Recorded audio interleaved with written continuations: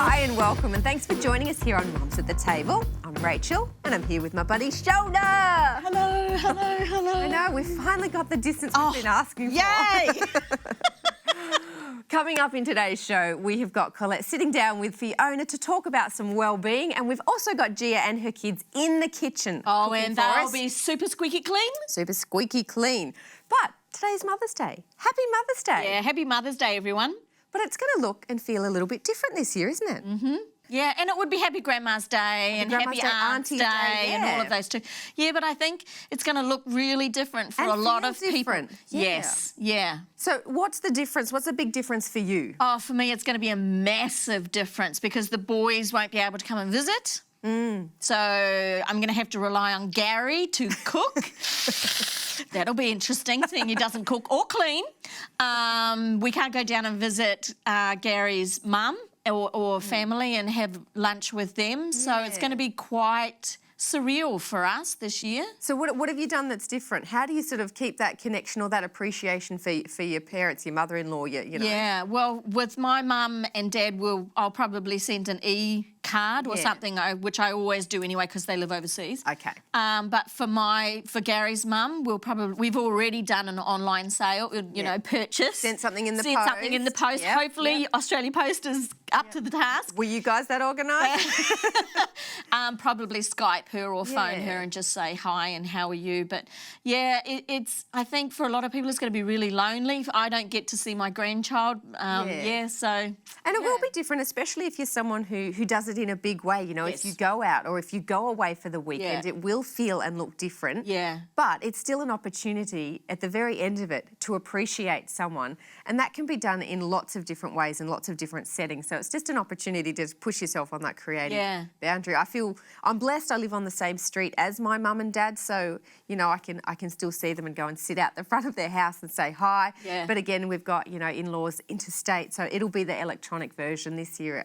I mean, it usually is, but sometimes we'll go up and visit them in May for that. So. And I think also it's a really good time to think about those small businesses. Yes. Go to the florist, go if you can, or to, you know, get the takeaway or whatever from a small business. Support those who need supporting in our community. If you don't cook, you can still get takeaway.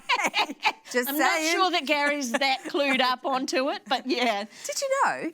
My husband used to work at KFC and he said by far the busiest day of the year was Mother's Day. What is that, people? Oh, that's sad. Make this year your year to change that tradition and do something creative. Yes. But we want to wish you all a happy Mother's Day.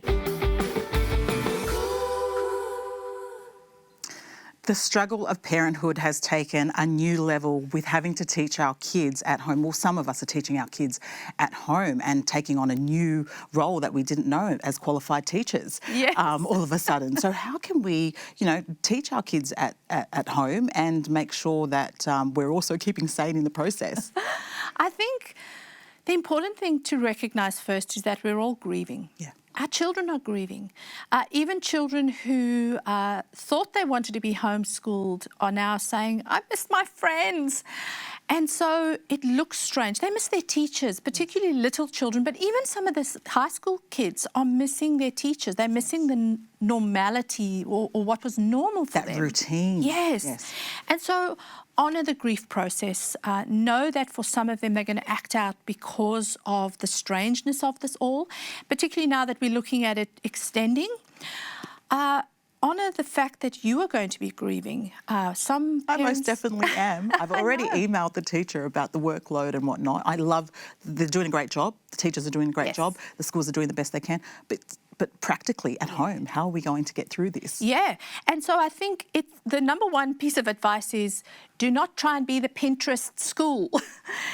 All of us are, there's so much online at the moment which is helpful but can overwhelm us. We're looking at all these amazing Pinterest-style lessons and maths and how to craft, and it's overwhelming. And so the best advice that I've seen from the department is if you're going to focus on anything, focus on maths and literacy. Right. So get some of the maths done and read and read some more. Okay. If children hate reading, get audiobooks. That still counts as literacy for some of those children. Let them read along. do things creatively for writing even. I have a colleague who has started something called the Super Toilet Paper Comic Series that her kids are contributing to. So that all counts. But not everything literacy or education-based ends in a worksheet. Things that our children are learning might be things we've wished we could teach them, like changing a light bulb.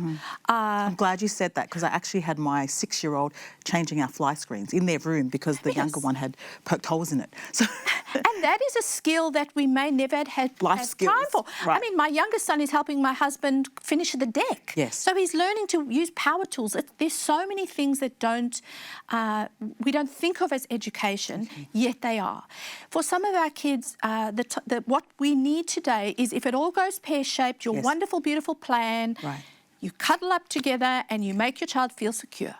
And you feel secure, and if for you that's cuddling with a book or watching a historical Netflix show or whatever it might be, it all counts.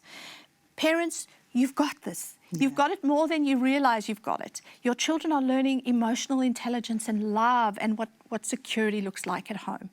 Thank you so much, Colette. Look, keep it locked right here for more advice and more tips during this period. We need it. So thank you so much, Colette, for sharing that. And I hope that's helped you. Okay, we've heard a lot about it over the last 4 or 5 weeks. Yeah, we have. We have. It's the terrible subject of homeschooling. And I am so lucky mine are not at home and I don't have to do that, because I think it would drive me batty as well. Yeah. But how are you coping? Because you've got 3 at home. Yes, so 3 different levels I'm teaching. Yeah, and I've apologised to them that they're going to a school far less, better than they were a few weeks ago, a few months ago. So the school of Rachel was not as good as the previous school? Definitely more hard knocks at this. More detentions? I swear I would have expelled one of them if I could have. But look, and let me make this distinction, because I have said it to a few people. It is different to homeschooling, because I think homeschooling is a choice and it's a lifestyle that people set up. Right. But this is all of a sudden, kids are home, we're sending all this work home. You might have a full-time life already, but add this on top of it. And so for me, all at once, that was just, I crumbled under the pressure. So the first week was pretty horrific. Oh, it was hideous. It was hideous. But every week, I would sit down on the Sunday and be like, okay, this is where we really fell down, and I would just have to regroup.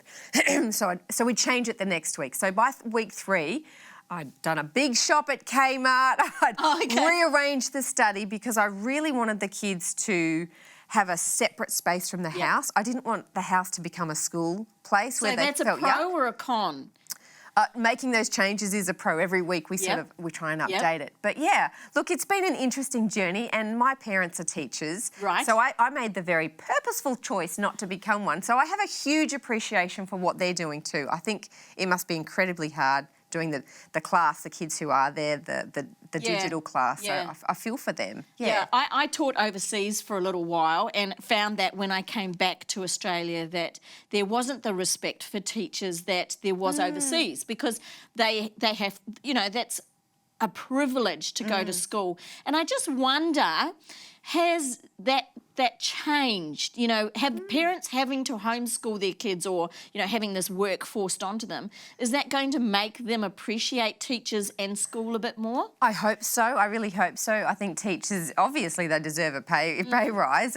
They deserve a lot more appreciation. I think they do so much more than we'll ever really know or understand. Yeah. So I really hope that appreciation goes up for them. Yeah. Well, let us know. Sign on to our Facebook page, mumsattetable.com, or sign up to our e-letter while you're there and let us know how you've coped with homeschooling.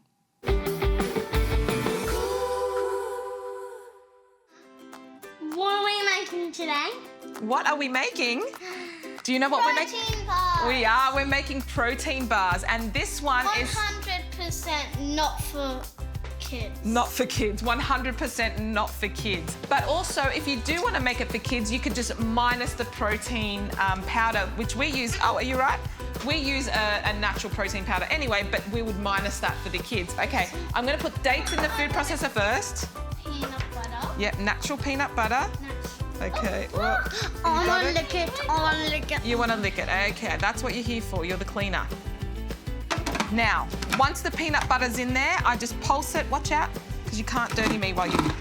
Just pulse it until it's mixed together very well. Okay, now I'm gonna add the rest of the ingredients. So we've got hemp seeds. Hemp seeds.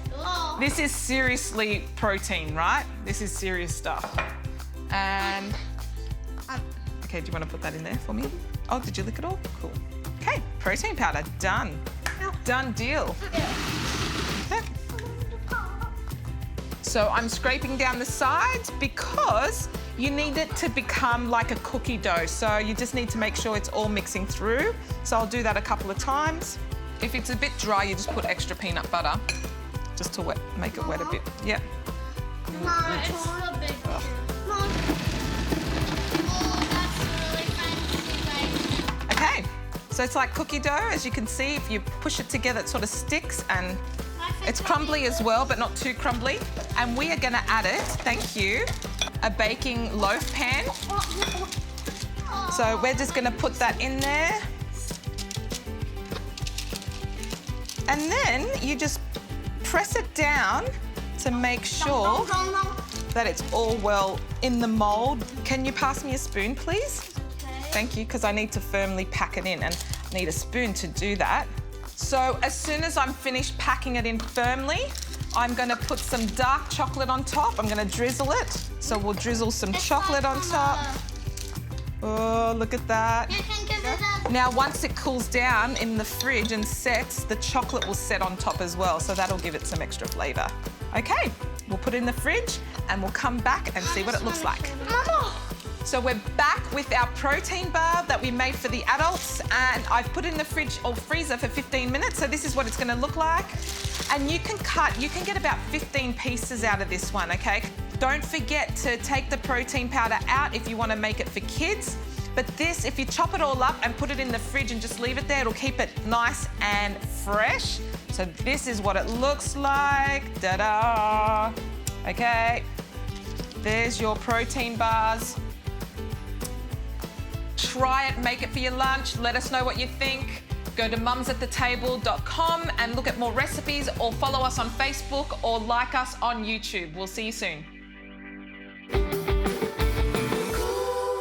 Yeah, our teachers need a huge appreciation, Yeah. a huge thank you, and a huge gift at the end of the year. Yeah, and a pay rise maybe. A pay rise. Don't forget to say thank you to them when your kids are at school. Now, we have got our e-newsletter. If you would like to get a copy, all you need to do is subscribe. You can do that on our website. That should be on your screen now, but that's it from us. We'll see you next time.